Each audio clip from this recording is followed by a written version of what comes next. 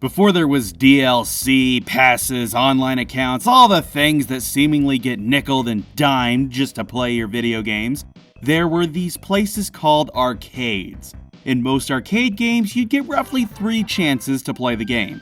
Typically, you'd lose your first life quickly on games you hadn't played before while trying to figure out the rules and how everything worked. As games moved from arcades to home, lives remained a staple of most titles seen on the Atari 2600, the Nintendo Entertainment System, and so on. Games like Super Mario Bros., for instance, grants the player 3 lives from the moment they press start. And like the arcade games before it, there are ways to earn more lives and keep playing the game, largely through the magic of 1-ups. I'm sure all of this incredibly basic knowledge that's been dumped on your face is something you know. I'm preaching to the choir, yes. But here's the thing. As video games have evolved, the rule of lives has entered an interesting impasse. Most modern games don't bother with lives at all, and the minority that do often have them for the sake of novelty or because it's a series legacy. So that brings us to the topic of this video. Even in games whose roots started with a life counter system, are they worth keeping? In a lot of ways, you could say yes, they are. 1-ups and lives give challenge to players, while also serving as punishment for their mistakes. Knowing that your mistakes can cost you dearly adds a consistent air of danger to just about any game featuring a life counter. Think about Mega Man 2, for instance, how you can get all the way to the end of a stage with just 1/4 of a health bar left. You're down to no lives, and a boss staring you down with a full health bar.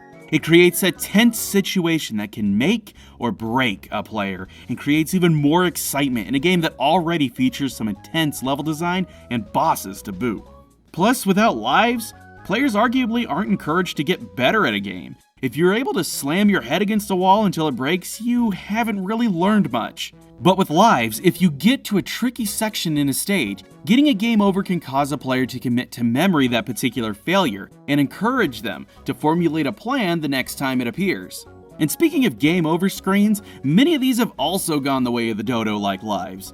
Nothing says failure like huge game over text plastered across your screen, sometimes showing your heroes beaten and battered.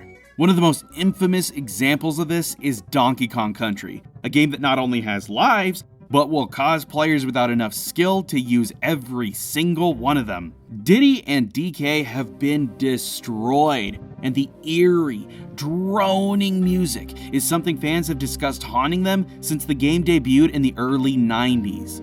This kind of imagery is what can cause players to vow that they'll get better and overcome any obstacle in their way.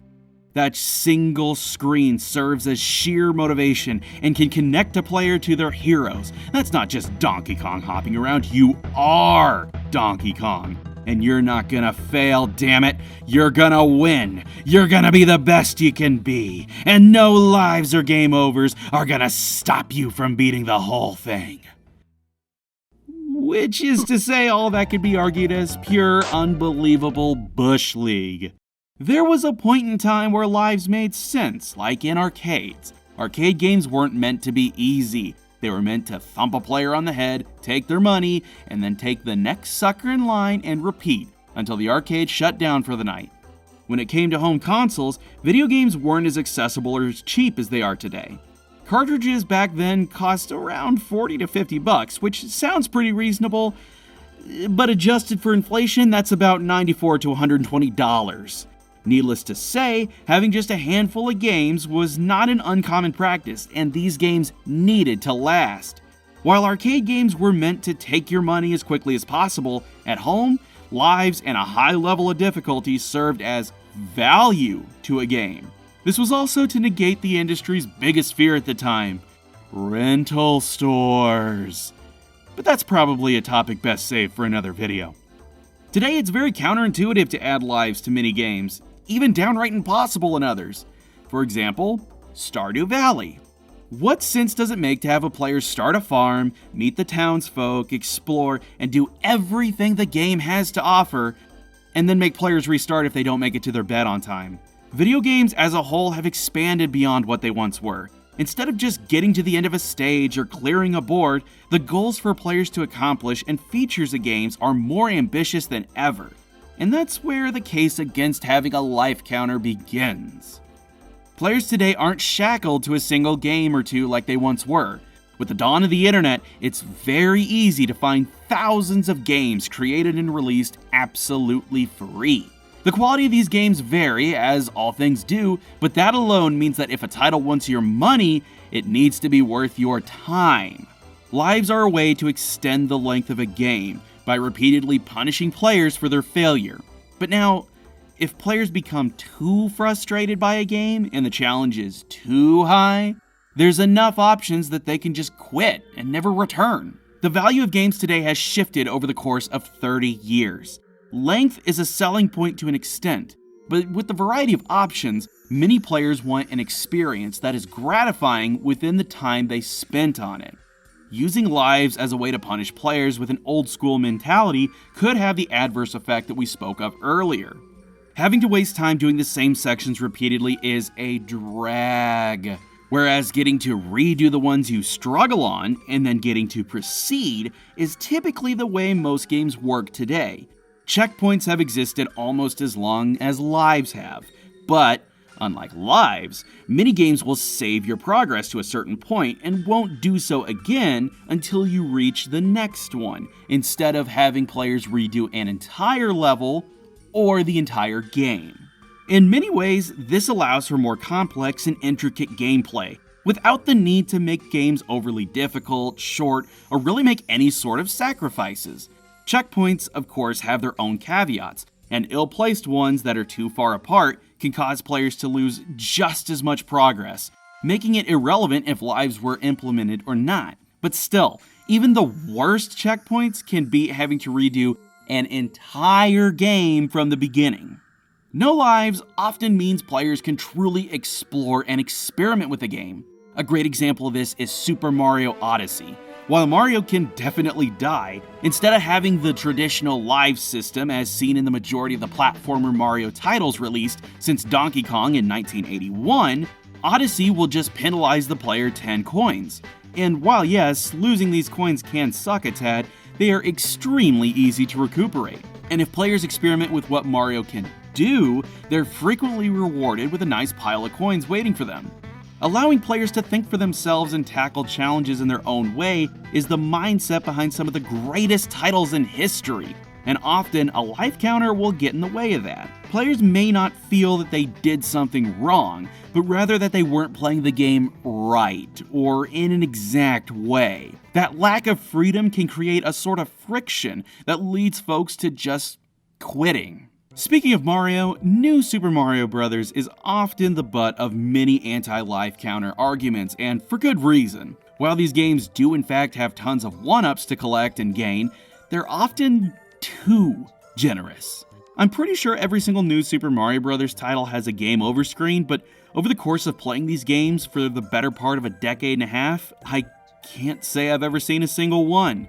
Heck, I usually have the max 99 lives before I'm even halfway through these games. Not because I'm some professional Mario speedrunner guy, but because these games dole them out so frequently.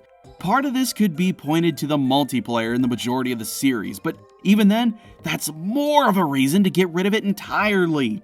If your multiplayer is so hectic that the solution of lives is to just repeatedly dump them on top of the players, then wouldn't it make more sense to just get rid of them altogether? And again, the chaos within New Super Mario Bros. Multiplayer will lead to constant death, even for the best players. So it seems a bit counteractive or unfair to have less skilled players struggle if they want to play with their more Mario-affluent friends. What got me thinking about all this was the recent release of the Mega Man Zero ZX collection on the Switch. While there's plenty to be said about the games within, the collection itself and its new features are excellent. But there's one in particular that Capcom has added that's got me thinking about all this. Save Assist. Unlike the scenario feature that maxes out the player's stats and gives them the best possible weapons and equipment from the start, Save Assist adds in a more refined checkpoint system, in that the game basically save states itself every time you cross a checkpoint. at which time, if you die, it reloads the game entirely. Why does this matter? Because it completely negates the life counter featured in these games. Mega Man as a whole is well known for being a pretty tough series, especially Mega Man Zero. But what I quickly found is I had much more fun trying to overcome sections I struggled on, rather than being punished and having to redo the whole stage all over again, just like we talked about earlier. Capcom has recognized that doing so lowers the barrier to entry and can allow players of all skill levels to enjoy their titles, not just those who are willing to commit what precious time we have to a single game. At the end of the day, it's an argument of challenge and accessibility. There are many people who love video games but may not be particularly good at them for one reason or another. And with that said, part of them not being good could be chalked up to the lack of challenges that they've faced on the games they've played. But no matter which side you fall on, we can all agree on one thing: time overs suck.